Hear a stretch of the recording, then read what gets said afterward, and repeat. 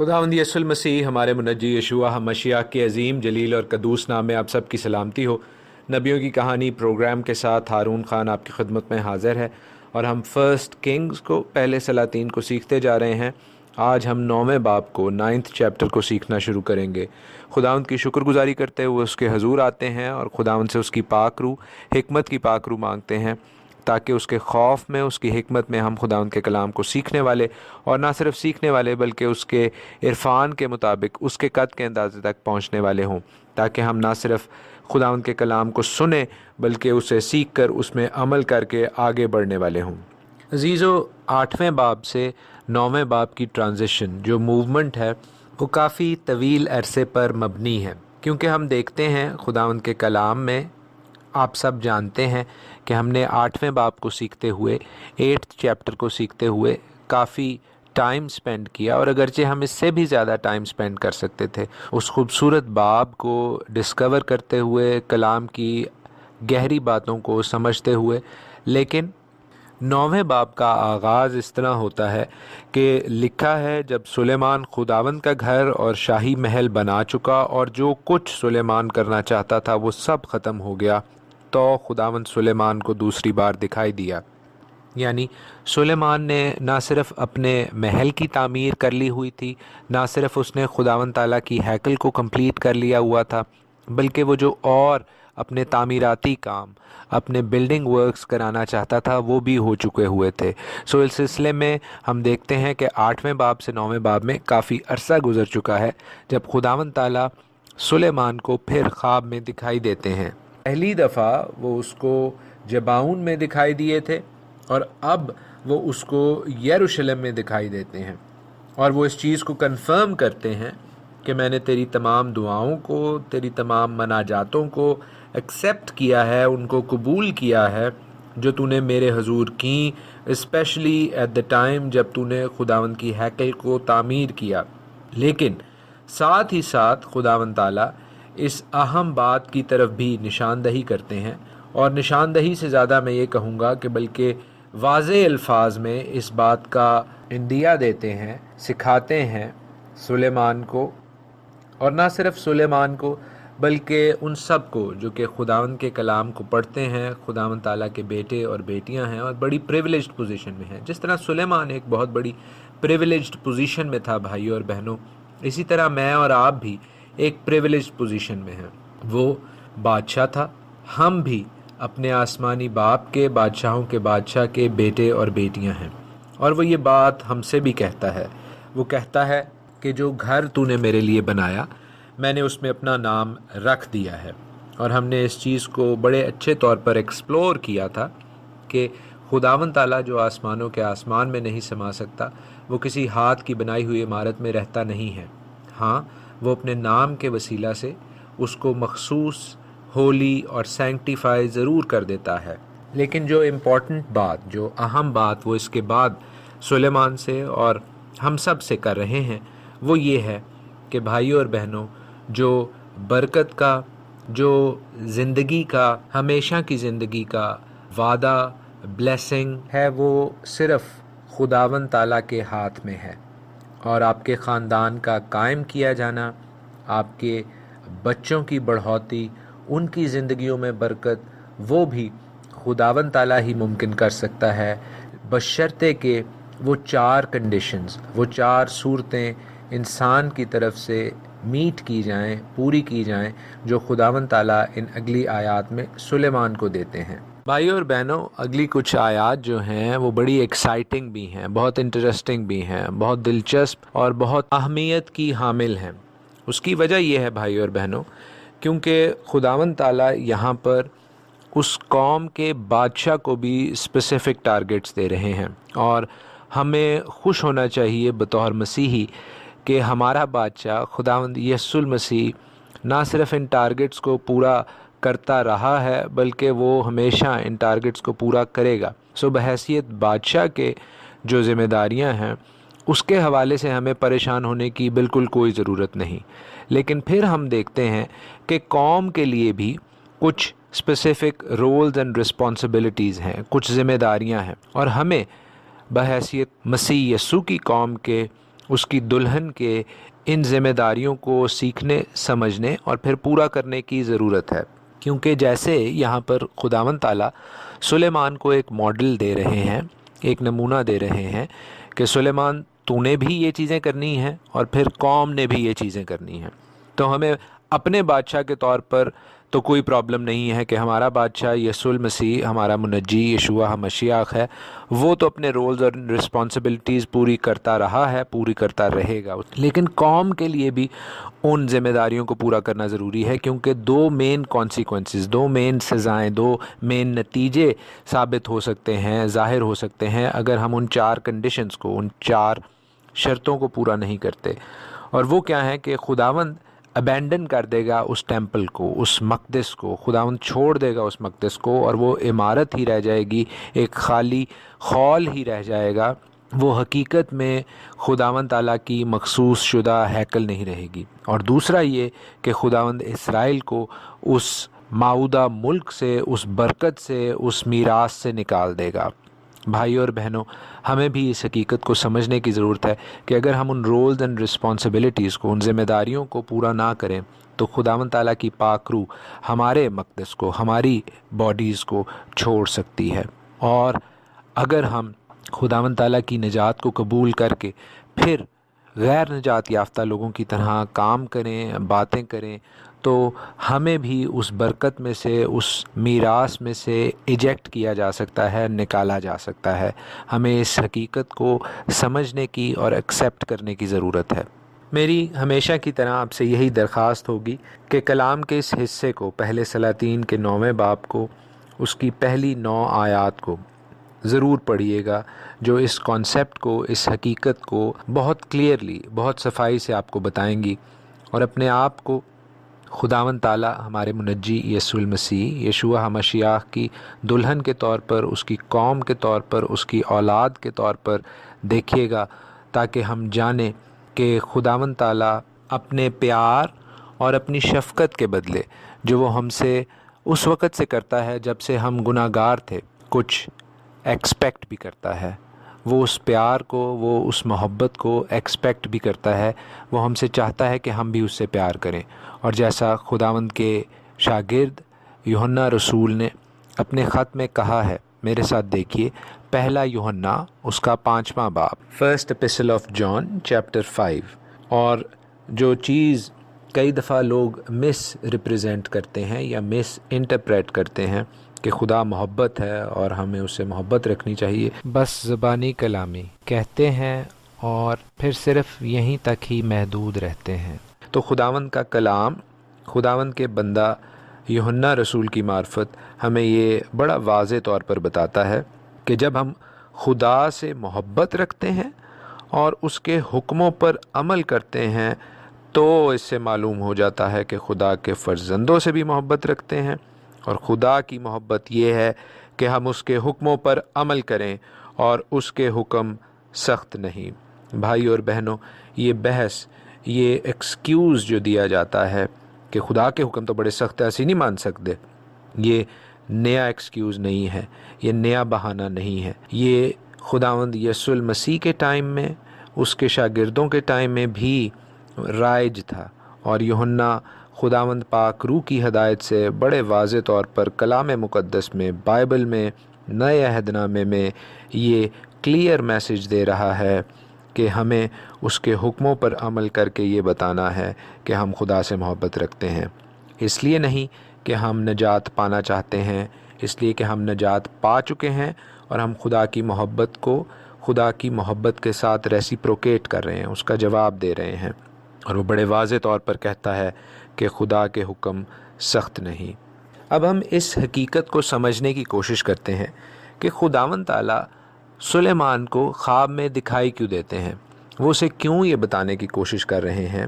کہ تو نے میرے آئین اور احکام پر چلنا ہے، تیری اولاد نے، اسرائیل کی قوم نے میرے آئین اور احکام پر چلنا ہے، میرے ساتھ اپنا رشتہ برقرار رکھنا ہے۔ اس لیے کہ بھائی اور بہنوں، ہم اگلی کچھ آیات میں دیکھیں گے کہ سلیمان اس راہ سے بھٹک رہا تھا جو کہ کامل راہ تھی، جو کہ خداوند کے پاک کلام کی راہ تھی، جو کہ خداوند کے واضح کوننٹس تھے، وہ ان سے دور ہو رہا تھا۔ 10ویں آیت سے آگے ہم دیکھتے ہیں کہ سلیمان ہیرام کے ساتھ جو معاہدہ کرتا ہے اس کی کیا امپلیکیشنز ہوتی ہیں، اس کے کیا اثرات ہوتے ہیں، نہ صرف سلیمان کی ذاتی زندگی پر بلکہ پوری قوم اسرائیل کی مستقبل کی کارگزاری پر۔ کیونکہ دیکھیں بھائی اور بہنوں، جو ہیرام ہے، جو کہ ٹائر کا، سور کا بادشاہ ہے، وہ خداوند کی ہیکل کے حوالے سے اور سلیمان کے محل کے حوالے سے، اس کی تعمیراتی کمپلیکس کے حوالے سے ہر طرح کے مشن میں انوالو رہا ہے۔ اس کے لوگ سلیمان کے لوگوں کے ساتھ کام کرتے رہے ہیں، وہ بہت سا خام مال، را مٹیریل پرووائڈ کرتا رہا ہے سلیمان کو۔ لیکن اب سلیمان کی باری ہے کہ وہ کس طرح پے بیک کرتا ہے، کس طرح وہ اس فیور کو لوٹاتا ہے ہیرام کو، اور ہم دیکھتے ہیں کہ ایسا کرتے ہوئے وہ بہت بڑا گناہ کرتا ہے خداوند تعالیٰ کے حضور۔ سلیمان ہیرام کو اسرائیل کے ملک میں 20 شہر دے دیتا ہے۔ بھائی اور بہنوں، یہ وہ زمین ہے، یہ وہ پاک وعدہ کی سرزمین ہے جو کہ خداوند تعالیٰ نے اپنی قوم اسرائیل کو دی۔ وہ برکت، وہ میراث جو خداوند تعالیٰ نے اسرائیل کو دی، سلیمان کو ہرگز کوئی حق نہیں پہنچتا تھا کہ وہ اس میراث کو کسی اور کو دے دے، لیکن یہاں پر وہ کام ہوتا ہے جو کہ خداوند تعالیٰ کی نظر میں نہایت مکروہ ہے۔ 10ویں آیت سے 14ویں آیت تک، 1 کنگز چیپٹر 9 ورس 10 سے 14 تک ضرور پڑھیے گا، کیونکہ ہم دیکھتے ہیں وہاں پر لکھا ہے کہ ہیرام ان شہروں کو جو سلیمان نے اسے دیے دیکھنے کے لیے آیا، پر وہ اسے پسند نہ آئے، اور اس نے اس پر اظہار ناپسندیدگی بھی کیا اور ان کو قبول کا ملک کہا۔ قبول کا مطلب لٹرل مطلب ہے گڈ فار نتھنگ، کسی ناکام کے شہر۔ لیکن کچھ بزرگ قبول کا مطلب یہ بھی کہتے ہیں کہ جیسے گروی رکھنا یا کولیٹرل رکھنا۔ تو بھائیوں اور بہنوں، یہ شہر سلیمان نے ہیرام کے سامنے گروی رکھ دیے جب تک کہ وہ اس کے تمام پیسے لوٹا نہ دیں۔ بے شک ہیرام سلیمان کا، اسرائیل کا دوست تھا، لیکن وہ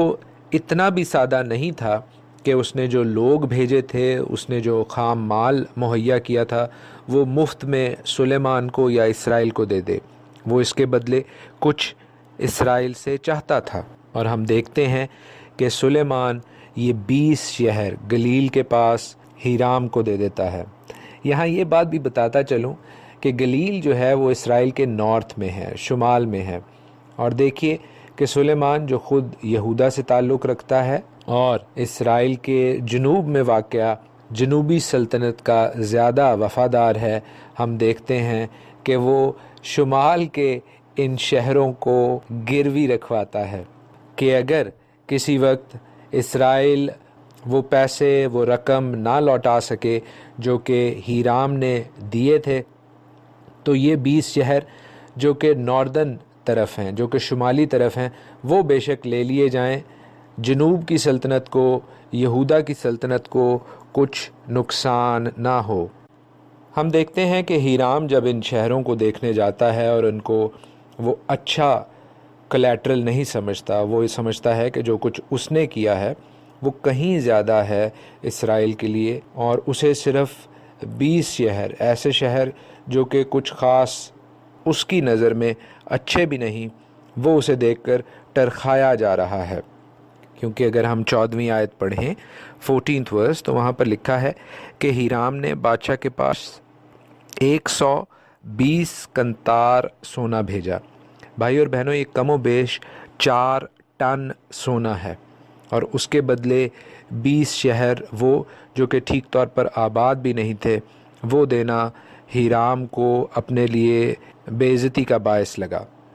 لیکن ان شہروں کے حوالے سے ایک اور بہت خوبصورت لنک ہے جو اگر ہم زیادہ تحقیق اور تفتیش کریں تو ہمیں پتہ چلتا ہے۔ وہ دوسرے تواریخ اس کے 8ویں باب میں موجود ہے۔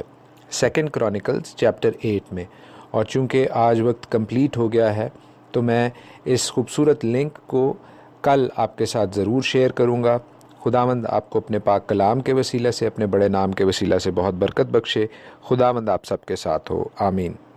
خداوند یسوع المسیح ہمارے منجی یشوع مشیخ کے عظیم جلیل اور قدوس نام میں آپ سب کی سلامتی ہو۔ نبیوں کی کہانی پروگرام کے ساتھ ہارون خان آپ کی خدمت میں حاضر ہے، اور ہم خداوند کے کلام میں سے آج فرسٹ کنگز چیپٹر 9 کو سیکھتے چلے جائیں گے۔ آج اس سلسلے کی سیکنڈ ایپیسوڈ ہے، پہلا سلاطین اس کا 9واں باب اور اس سلسلے کی دوسری قسط۔ ہم نے اس باب میں سے یہ نہایت اہم چیز سیکھی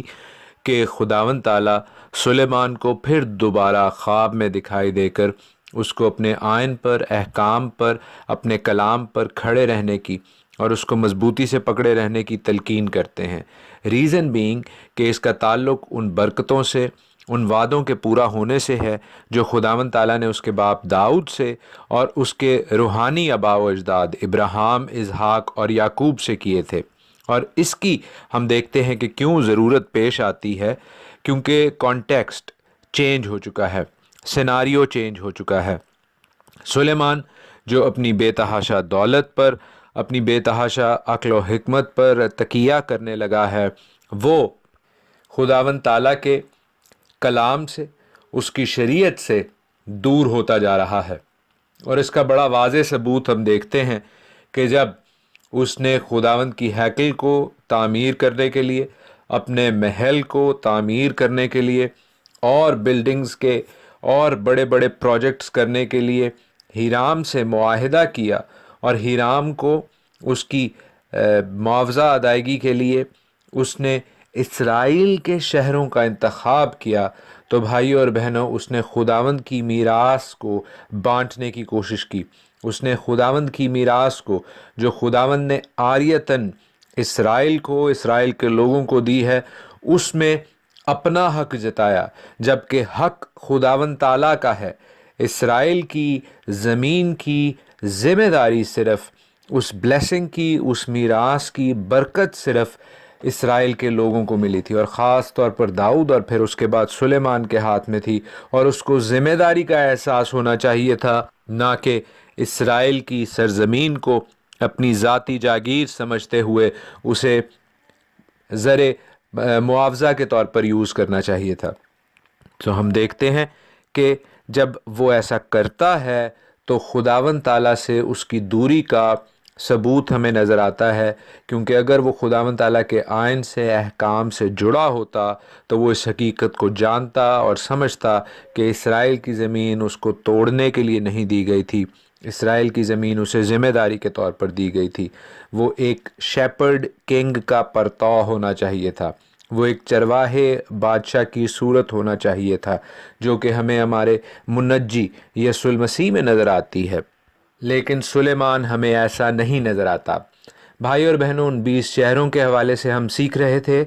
اور آج بھی سیکھتے جائیں گے۔ وہ 20 شہر جن کو دیکھ کر ہیرام نے ناک بھون چڑھایا، اس کو یہ شہر پسند نہیں آئے، کیونکہ ہم نے دیکھا اور سیکھا کہ 120 قنطار سونا جو اس نے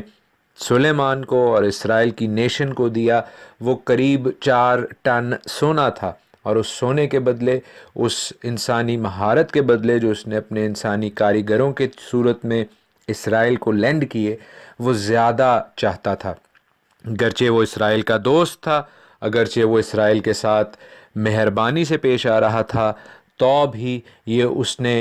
ویسے ہی نہیں کام کر دیا تھا، وہ اس کی قیمت چاہتا تھا، اور یہ قیمت جو 20 شہروں کی صورت میں اس کو دی گئی وہ اس کو پسند نہیں آتی، اور وہ ان شہروں کو گڈ فار نتھنگ، ناقابل قبول کہتا ہے۔ عبرانی کا لفظ قبول یہاں پر جو یوز ہوا اس کے حوالے سے بھی ہم نے سیکھا کہ جس کا مطلب ہے کہ گڈ فار نتھنگ، کسی کام کے نہیں۔ یہ شہر آئے سلیمان جو تو نے مجھے اس سونے کے عوض دیے ہیں، ہم نے پھر اس حوالے سے یہ بھی سیکھا، اور آج ہم اس کو آگے لے کر چلیں گے کہ قبول کا ایک مطلب کلیٹرل کا بھی ہوتا ہے، گروی رکھنے کا بھی ہوتا ہے۔ تو بیسیکلی سلیمان اس سرزمین کو، ان خاص طور پر 20 شہروں کو گروی رکھ رہا تھا، لیکن کیوں وہ ان شہروں کو گروی رکھ رہا تھا، آج ہم اس میں آگے بڑھیں گے کہ یہ شہر جو تھے وہ نارتھ آف اسرائیل میں تھے، ایک تو اس نے ان شہروں کا چناؤ ایسا کیا کہ جو اس کے اپنے خاندان اپنے قبیلے سے بہت دور تھے. وہ جنوب کا رہنے والا تھا، خود یہودا کے قبیلے سے تھا اور وہیں پر اس کی سلطنت بھی قائم تھی. لیکن اس نے جو یہ شہر چنے، یہ شہر بھائیوں اور بہنوں شمال کی جانب تھے، اور شمالی سلطنت سے یہاں پر ہمیں اس کی ڈس ایسوسیشن نظر آتی ہے. اگر ہم سیکنڈ کرونیکلز 8:1 پڑھیں اور 2 بھی، یعنی دوسری تواریخ، اس کا 8واں باب پہلی 2 آیات، جہاں پر میں نے پچھلا پروگرام ختم کیا تھا، تو بھائی اور بہنوں ہمیں ایک اور خوبصورت راز یہاں پر پنہا نظر آتا ہے. اس کو میں پڑھتا ہوں آپ کے لیے اور پھر آگے بڑھتے ہیں. لکھا ہے کہ اور 20 برس کے آخر میں، جن میں سلیمان نے خداوند کا گھر اور اپنا گھر بنایا تھا، یوں ہوا کہ سلیمان نے ان شہروں کو جو ہورام نے سلیمان کو دیے تھے پھر تعمیر کیا اور بنی اسرائیل کو وہاں بسایا. بھائی اور بہنوں یہاں پر ہم دیکھتے ہیں کہ ہورام کے نام کا ایک اور جو اس کا الٹرنیٹیو ہے وہ یوز کیا گیا ہے کہ ہورام کو ہیرام بھی کہتے تھے اور ہورام بھی کہتے تھے. لیکن جو فوکس ہے وہ ہمارا اس بات پر ہونا چاہیے کہ سلیمان نے ان شہروں کو بنایا اور آباد کیا. کن سے؟ اسرائیلیوں سے. تو ایسا کیوں تھا بھائی اور بہنوں؟ اس لیے کہ اگرچہ یہ شہر اسرائیل میں تھے تو بھی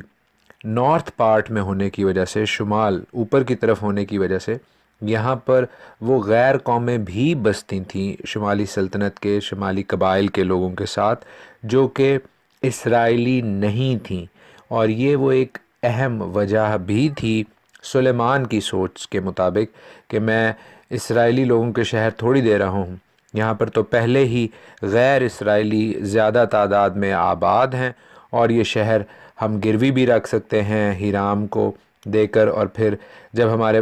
پاس انف پیسے رقم ہوگی تو ہم ان شہروں کو واپس لے لیں گے. لیکن یہ ایک ڈل آرگیومنٹ تھا، اور ہیرام بھی اس چیز کو سمجھتا تھا کہ سلیمان نے اس کو جو شہر دیے ہیں وہ نہ صرف ایسے شہر ہیں جو کہ اسرائیل کے شمال میں جو کہ غیر آباد علاقہ ہے، بلکہ اگر آباد ہے بھی تو یہ ان لوگوں سے آباد ہے جو کہ اسرائیلی نہیں ہیں. تو ان کی سگنیفیکنس، ان کی اہمیت کوئی نہیں تھی. تبھی ہم دیکھتے ہیں عزیزو کہ ہیرام کو یہ سودا، یہ اس کی محنت اور سونے کی جو ادائیگی تھی، یہ کچھ خاص پسند نہیں آئے تھے. لیکن سلیمان ایک چالاک، بہت ہی زیرک سیاستدان اور پولیٹیشین اور ایڈمنسٹریٹر تھا. بھائی اور بہنوں دوسری آیت دوسری تواریخ کے 8ویں باب کی میں آپ کے لیے دوبارہ پڑھتا ہوں. سیکنڈ کرونیکلز 8:2 کہ سلیمان نے ان شہروں کو جو ہورام نے سلیمان کو دیے تھے پھر تعمیر کیا اور بنی اسرائیل کو وہاں بسایا. اب سلیمان کیا کرتا ہے کہ اب ان شہروں میں یہ اسرائیلیوں کو بساتا ہے، نارتھ ٹرائب کے لوگوں کو وہاں پر لے کر جاتا ہے اور ان شہروں کو مزید خوبصورت بناتا ہے. یعنی گورنمنٹ فنڈنگ کرتا ہے، جس طرح ٹیکسز منی سے گورنمنٹ کچھ کام کرے. تو بھائی اور بہنوں ایسا کرنے سے نہ صرف اس کی مقبولیت شمال کے علاقے میں زیادہ ہو رہی ہے، بلکہ اس کا اپنا ملک بھی ترقی کر رہا ہے. 13ویں آیت ہمارے مین ٹیکسٹ کی جو ہے 15th verse of 1 Kings chapter 9 سلاطین کا، جو کہ ہم سیکھتے جا رہے ہیں. ہم ایک بات سیکھتے ہیں کہ سلیمان بادشاہ جو ہے وہ بیگاری لگاتا ہے. بیگاری وہ جو ایسے مزدور پکڑے جائیں جن کو کام زیادہ لیا جائے، اور بیگار اس وجہ سے کیونکہ ان سے زبردستی یہ کام لیا جا رہا ہے. گرچہ ہمارے وقتوں میں ہم لوگ ٹیکس دیتے ہیں گورنمنٹ کو، اور پرانے وقتوں میں وہ کام کروا کے لوگوں سے ٹیکس وصول کیا کرتے تھے اگر ان کے پاس مالی وسائل نہ ہوں. تو یہ بیگاری وہ ہیں جن کے پاس مالی وسائل نہیں ہیں، جن کے پاس پیسے نہیں ہیں دینے کے لیے، مگر وہ اپنی محنت سے بادشاہ کو ٹیکس کر کے دے رہے ہیں. بادشاہ کو انہیں کوئی معاوضہ دینا مقصود نہ تھا. ان بیگاریوں سے وہ کیا کام لیتا ہے؟ وہ نہ صرف اپنے ذاتی شہر کو، اپنے ذاتی محل کو بنواتا ہے، بلکہ ہم دیکھتے ہیں بھائی اور بہنوں وہ ان شہروں کی بھی تعمیر اور ترقی کرتا ہے جو اس کی کنگڈم کے اینڈ پوائنٹس پر تھے. جیسے مثال کے طور پر ہم دیکھتے ہیں میلو کا شہر. میلو کا مطلب ہے اردن ریمپرٹ، اور یہ وہ تاریخی شہر ہے جس کو یبوسیوں نے بنایا، بعد میں داؤد نے اس کو مضبوط کیا اور سلیمان اس کو مزید سٹرینگتھن کر رہا ہے۔ وال آف یروشلم جو کہ دیوار ہے یروشلم کی، ڈیفینسو وال ہے، اس کو بھی مضبوط کیا جا رہا ہے۔ حتسور یا حصور جس کو یہاں پر لکھا ہے، اور مجدو جس کو انگلش میں مگیڈو کہتے ہیں، جہاں پر میں نے آپ کو پہلے کئی دفعہ بتا چکا ہوں ہرمجدون کی لڑائی جو کہ آرمگیڈن وار ہے، اینڈ ٹائمز میں لڑی جائے گی، اس جگہ کو بھی یہ بناتا اور سنوارتا ہے ان بیگاریوں کے سے کام لے کر۔ یہ دونوں شہر جو ہیں یہ شمال میں واقع تھے، گلیل کے ریجن میں تھے، اور اسٹریٹجک ملٹری آؤٹ پوسٹس تھیں۔ جزر اور بیت خورون کا جو علاقہ ہے وہ اسرائیل کے سینٹر میں، اس کے درمیان میں واقع تھا، اور یہ سدرن بارڈر جو افرائیم کی ٹرائبل ٹیریٹری تھی، جو کہ جنوبی باؤنڈری وال تھی افرائیم کے قبیلے کی، اس کے ساتھ جڑی ہوئی تھی۔ اور اس حوالے سے ہم پڑھتے ہیں کہ یہ شہر جو ہے یہ مصر کا بادشاہ فرعون چڑھائی کر کے لیتا ہے اور پھر اپنی بیٹی کو سلیمان کی جو بیوی تھی اس کو جہیز میں دیتا ہے۔ اگرچہ یہ شہر اسرائیل میں تھا بھائی اور بہنوں، لیکن چونکہ یہاں پر کینانی بستے تھے، اسرائیل نے ان کو پراپرلی فلیش آؤٹ نہیں کیا تھا جب وہ یشوع کے ساتھ آئے۔ کچھ شہر، کچھ علاقے، کچھ ٹیریٹریز ایسی باقی رہ گئی تھیں جہاں پر ابھی تک غیر قوم والے موجود تھے اور وہ اسرائیلیوں کے ساتھ رہتے آ رہے تھے، لیکن یہاں پر ہم دیکھتے ہیں کہ وہ شہر اب پراپر اسرائیل کی ایڈمنسٹریشن میں آ جاتا ہے، کیونکہ مصر کا بادشاہ اپنی فوج کے ساتھ آتا ہے اور یہ فرعون بادشاہ اس سرزمین کو، اسرائیل کو چھین کر واپس کرتا ہے۔ سلیمان کے حوالے سے ہم دیکھتے ہیں کہ کچھ تذکرہ ہے کہ اس نے لبنان میں بھی بلڈنگ ورکس کیے، یعنی وہ شمال کی طرف جب تعمیر و ترقی پر آیا تو وہ اسرائیل کی حدود سے بھی آگے نکل جاتا ہے اور بے تحاشا تعمیر اور بلڈنگ ورکس کرتا ہے۔ 24ویں آیت میں ہم اس اسپیشل سٹیٹس کے بارے میں جانتے ہیں جو فرعون کی بیٹی کا تھا بحیثیت سلیمان کی ملکہ کے، کہ اس کے لیے ایک علیحدہ جگہ تعمیر کی گئی تھی۔ بھائی اور بہنوں، بے شک سلیمان کی کئی اور بیویاں بھی تھیں، کئی اور حرمیں بھی تھیں، لیکن اس بیوی کے حوالے سے ہم ایک ایکسٹرا اسپیشل ٹریٹمنٹ دیکھتے ہیں 25ویں آیت میں، جہاں پر سلیمان کے 3 بار مذبح پر جانے کا، خداوند کے حضور جانے کا ذکر ہے۔ تو بھائی اور بہنوں، یہ وہ 3 سیزنز ہیں، یہ وہ 3 اہم مواقع ہیں، بہار کا، گرمی کا اور خزاں کا، جب خداوند تعالیٰ کی عیدیں، خداوند تعالیٰ کے مقرر کردہ اوقات ہوتے تھے۔ بہار میں ہم جانتے ہیں کہ فرسٹ 3 سیٹ آف فیسٹس ہیں، فسح کی عید، بے خمیری روٹی کی عید اور پہلے پھلوں کی عید۔ گرمیوں میں پینتیکوسٹ کی عید ہوتی تھی، اور خزاں میں بھائی اور بہنوں ہم جانتے ہیں کہ نرسنگوں کی، کفارہ کی اور خیموں کی عید ہوتی تھی۔ لیکن جس پوائنٹ سے ہم نے کل کا یعنی پریویس میسج 9th چیپٹر کا سیکھا اور دیکھا، وہی چیز ہمیں یہاں پر بھی نظر آ رہی ہے بھائی اور بہنوں، کہ خداوند تعالیٰ سلیمان کو خواب میں کیوں دکھائی دیے تھے کہ سلیمان خداوند کی راہ سے، خداوند کی شریعت، آئین اور احکام سے ڈائیورٹ کرتا جا رہا ہے، اس سے موو اوے کرتا جا رہا ہے۔ اور یہاں پر بھی اگر ہم اس آیت کو تھوڑا غور سے پڑھیں تو ہم جانیں گے کہ وہ یہ قربانیاں خود گزرانتا تھا، جو کہ ایک غلط بات تھی، یہ کاہنوں کا کام تھا، اور سلیمان کو ایسا نہیں کرنا چاہیے تھا، چاہے جتنا مرضی وہ لائق، ذہین اور باحکمت کیوں نہ تھا۔ باب کے آخر میں بھائی اور بہنوں ہم اس فلیٹ آف شپس کے بارے میں، اس بحری بیڑے کے بارے میں جانتے ہیں جو کہ سلیمان بادشاہ نے بنوایا، اگرچہ یہ کام جو ہے وہ اسرائیلیوں کا نہیں تھا، زیادہ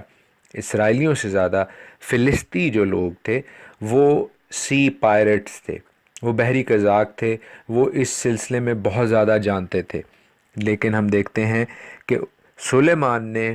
فلسطینیوں سے نہیں بلکہ ہیرام سے، جو کہ ایک اور نیشن ہے، جو کہ ایک ڈیفرنٹ نیشن ہے، اس سے جو ہے ان بحری بیڑوں کا کام کروایا اور اپنے لوگوں کو سکھوایا۔ عزیزو، آج کے لیے اتنا ہی۔ خداوند آپ کو اپنے پاک کلام کے وسیلہ سے برکت دے۔ کل ہم اس بہت خوبصورت اور اہم حصے کو دیکھیں گے کلام کے، جہاں سبا کی ملکہ سلیمان بادشاہ کی زیارت کو آتی ہے، اس سے ملاقات کو آتی ہے، اور اس کے جو امپلیکیشنز ہیں، اس کے جو اثرات ہیں، اور اس کی جو بیک گراؤنڈ سٹوری ہے، ہم اس کو کور کرنے کی کوشش کریں گے۔ خداوند آپ سب کو برکت دے۔ God bless.